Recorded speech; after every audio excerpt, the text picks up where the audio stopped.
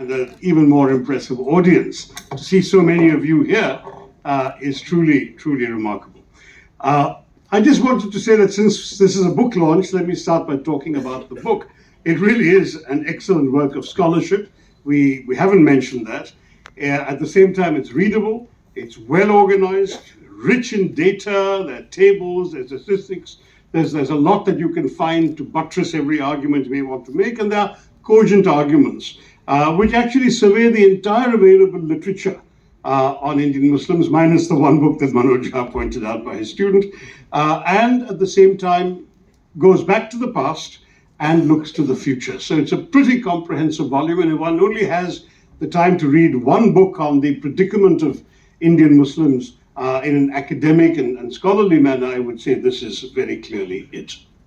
So Mujibur Rahman sees this as a sort of third historic political moment in the history of India's Muslims. 1857 is the first. You have the essential extinction of what you might think of as Muslim rule in the subcontinent, though he himself argues Muslim rule wasn't just Muslim rule and wasn't only Muslim rule. That's a different conversation. That was the first moment. The second was 1947, partition, seemingly the triumph of a certain kind of Muslim political movement, but with consequences for the subcontinent and particularly for India's Muslims who were left behind. And now this is the third moment with the rise of Hindutva. Now, I've got a few scattered observations because to talk about the book comprehensively would take too long, and you've already been very patient with all of us. One observation is, of course, we sometimes forget in looking at these different periods that Muslims were always a minority in the subcontinent. At no point in our history were Muslims ever a majority here. But when the Mughal Empire, for example, was at its zenith, did Muslim Indians have a minority complex? Was there any concern about their minorityhood, as it were? So it's also a question of a state of mind and a social condition, not just a numerical one. And what we've seen in the course of the last quarter of a century, maybe 30 years, has been a steady increase in the minoritization of the Indian Muslim in ways that, particularly across northern India, seem to have acquired a certain sense of being absolute, the otherization of an entire community by the dominant majority. And with all of this, there is absolutely no doubt that the last 10 years of BJP rule under Narendra Modi's government has marked a certain culmination of this process, where for the first time in the history of independent India, we have a government in power whose ruling party does not have a single Muslim MP in either the Lok Sabha or the Rajya Sabha, and neither does it have a single MLA or MLC in any of the legislative assemblies of our country. So there is almost not even a pretense anymore of seeking to represent all Indians. It is quite simply a party of majoritarianism that is saying to the Muslims, this is your place and it's not inside the room. Now, yet I would argue that there is a case to be made to disagree with Manoj when he argues that India was never secular. I would say that when we talk about it being an individual Nehruvian project, perhaps yes, but the intellectual fecundity of the Nehruvian idea was that he had a conception of Indian civilization.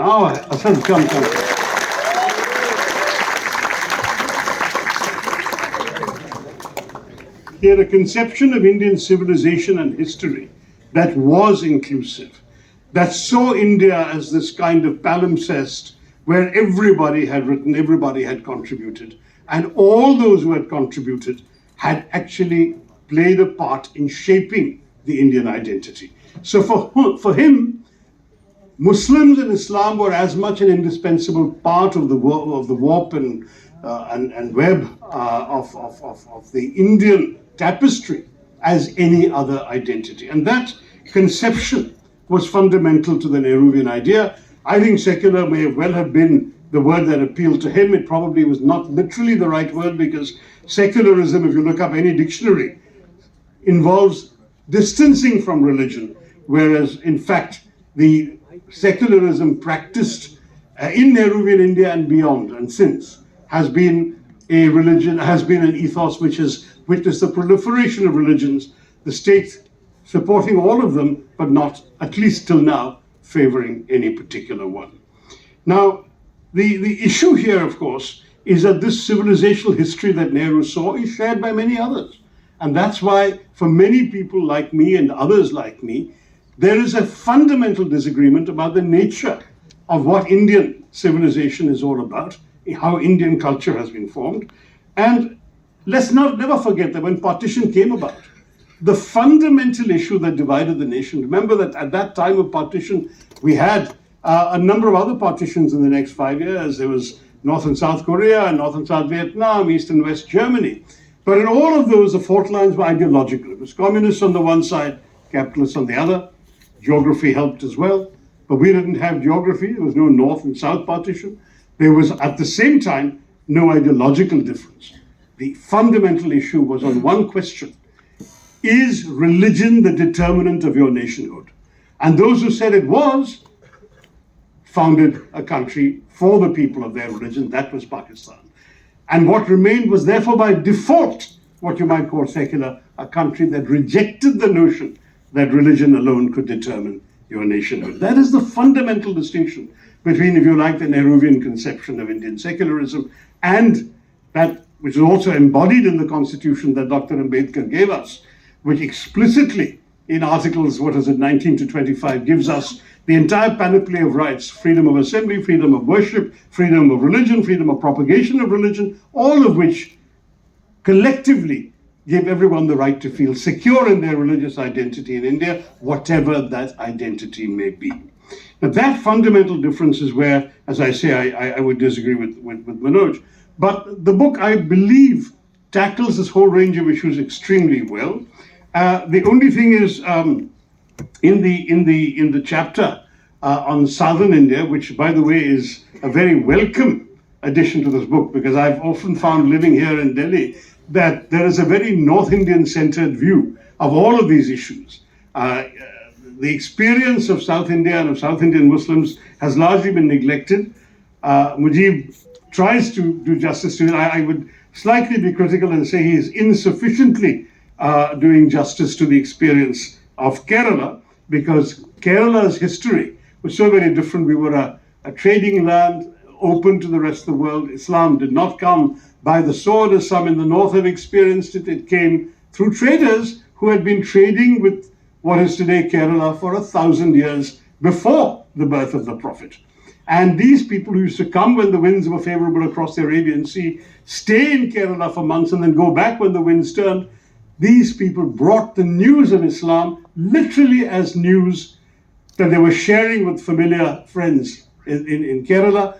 They said, you know what's happening in our part of the world? There is this prophet, this is his message. And this so intrigued some people that one of our local Rajas, Chiruman Perumal, said, I'm going to go and meet this prophet. How interesting. And he got onto a ship and went off, actually, to the Arabian Peninsula. He never made it back. But the proof of his successful voyage to go and meet the prophet in the prophet's lifetime can still be seen today in the country of Oman, south of Salalah. There are Kerala coconut trees growing, which are not native to the Arabian Peninsula, but which he had taken with him on a ship to supply himself with coconut water on his way to meet the prophet. There are similar stories throughout in Kerala of how, for example, when there was a sufficient number of Muslim worshippers, they went to the local king and said, we need a place to worship. And the king said, fine, there's a disused temple here that no one's using, why don't you have that? And the oldest mosque outside the Arabian Peninsula is this mosque, Kodungalur, which began life as a temple. There's still a gigantic brass lamp right in front of it. And even though the mosque has gone through a dozen renovations in the last 1,400 years, and now it even features digital LED displays of namaz timings, the fact is, Mujib, you don't even mention this mosque in the story. Or the Zamorin of Calicut, who was so impressed with the seafaring prowess of the Muslim Kunjali Marikars that he actually decreed for several years that every fisherman in his family had to bring up one child as a Muslim, because he was convinced only Muslims could sail properly. These are the kinds of stories that meant that in Kerala, I would argue that the minorities, whether Muslim or Christian, don't have a sense of being a minority. They feel as much a sense as stakeholders and owners of the place as anybody else. And that difference is slightly missing in this analysis. And I would argue too, as one or two others have done, that perhaps you've been too pessimistic, Mujib. Your narrative appears to assume the continued dominance of the Hindutva majoritarian argument. But as others have pointed out, the 24 elections have given some pause to that. I think you've been too dismissive of Shaheen Bagh. I take Salman's point that those who were in Shaheen Bagh have not done very well since. I speak as, I believe, the first MP to actually gone and addressed the grandmothers of Shaheen Bagh in the second week of December. And I have to say that one of the most exciting and important things about that was that the protesters were not just Muslim. It may have begun as that, but throughout the country, in very many different parts of the country, and I myself inaugurated 7 different protest meetings in Kerala alone in the months of December and January. The people there were from all faiths, because what was at stake was this very notion of Indianness. It was not so much a question, after all, who wrote Kagaz Nahi Dikhayenge? It wasn't a Muslim who wasn't going to show his kagaz, right? It was a poet from the so-called majority community. But there was a sense of identification that this cause was a cause for every Indian and not just for the Muslims. I believe that the citizenship principle is what is at stake there, and Shaheen Bagh's lasting value is that it put that front and center in this debate. It is about your rights as citizens of India, and that, if abridged for one section of people, is a threat to everybody. And that is the key principle. Yes, COVID saved the government. Shaheen Bagh finished only because when COVID happened and the entire nation was locked down, Shaheen Bagh could be dismantled.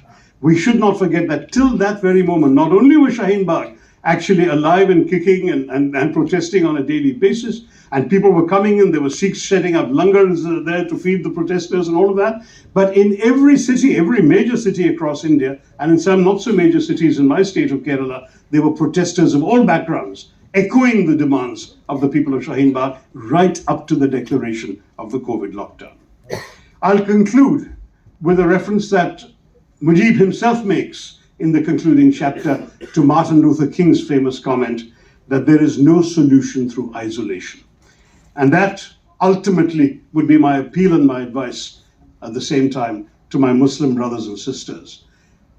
Do not, in the process of articulating the shikwa, understanding the problems that Mujib has so ably delineated, do not isolate yourselves from the rest of the Indian mainstream. There are plenty of us with you. Secular India, whether you like the term or not, or pluralist India, inclusive India, that India is real. You are not alone. There are very, very many of us who are determined to stand with you. And I would even go further and say, as this fight moves on, do not fight for yourselves as Muslims, fight for yourselves as Indians, because it's your rights as Indians that we are all here to defend and protect in defending the secular ideals that this constitution we are all cherishing gave us. So once again, congratulations, Mujibur Rahman.